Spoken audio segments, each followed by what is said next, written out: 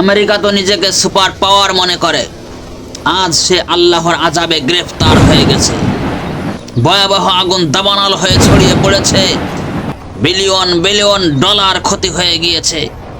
এটা ওই আমেরিকা যার কারণে ফিলিস্তিন জ্বলছে, গাজায় মুসলমানদের অত্যাচার অব্যাহত রেখেছে, মুসলমানদের দেশকে জাহান্নাম বানিয়ে দিয়েছে।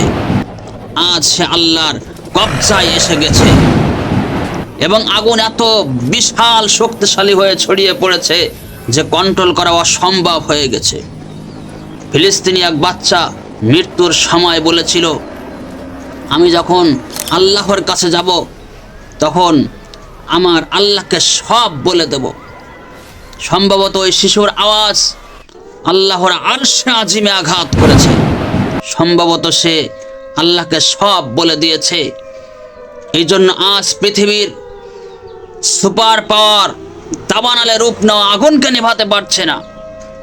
নিভানোর জন্য সমস্ত পানি শেষ হয়ে গিয়েছে।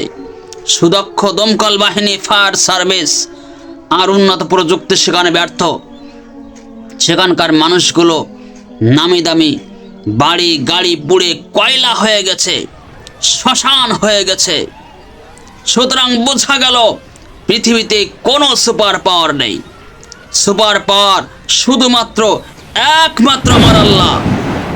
ওয়াউমলি লাহুম ইন্না কাইদি মাতিন। আমার আল্লাহ সহজে ধরে না, ধরলে কিন্তু ছাড়ে না। ইন্না বাতশা রাব্বিকা লাশাদীদ। আল্লাহর পাকড়াও অত্যন্ত ভয়াবহ। আমরা তার শক্তির উপর ঈমান রাখি।